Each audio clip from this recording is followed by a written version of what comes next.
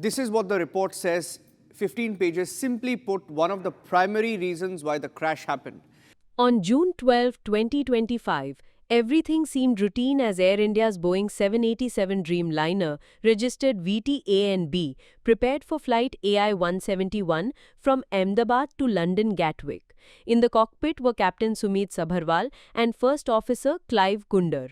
Both pilots were experienced, well-rested and had passed all mandatory checks, including the pre-flight breath analyzer test. CCTV footage showed them arriving at the boarding gate at 12:35 IST.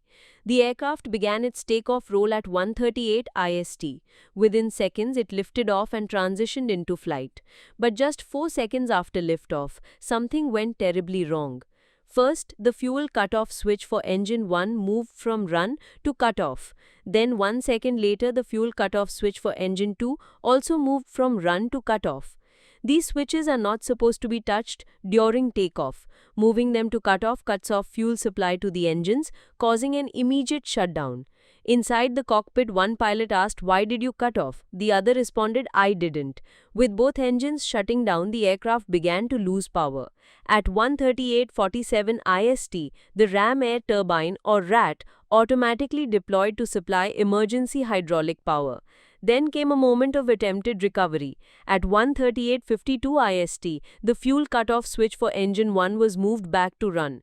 2 seconds later, the auxiliary power unit inlet door began to open, signaling an automatic start of the backup power system. At 1:38:56 IST, the fuel cutoff switch for engine 2 was also turned back to run. In mid-air, when these switches are returned to run, the aircraft's full authority digital engine control, or FADEC system, automatically begins a restart sequence for the engines. Engine 1 responded. It stopped decelerating and began to recover. But engine 2 struggled. It kept trying to relight by injecting fuel but could not stabilize. At 1:39:05 IST, a desperate radio call was heard from the cockpit.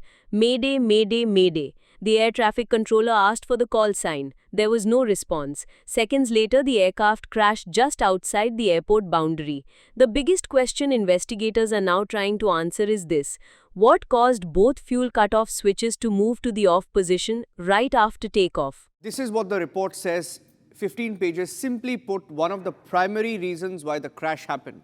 It comes down to this switch that you see here. This is what was recovered.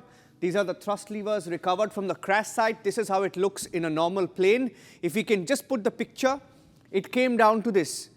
The fuel control switch, which is supposed to be in a run position, it's supposed to be on or in a run position, was in the cutoff, was cut off. It cannot be done automatically. It has to be done manually in a Boeing plane. And there is also on the side that you see here, there is a bracket, there is a guard, which means it cannot just happen by mistake. It has to be done manually. It needs manual intervention. But in this case, when the pilots realized that it was in a cutoff position, they asked each other. The first pilot, with over 15,000 hours of flying experience, asked his first officer, "Why did you cut off?" And the first officer said, "No, I did not do anything." So if neither of the pilots did, who then cut off the fuel going into the engine?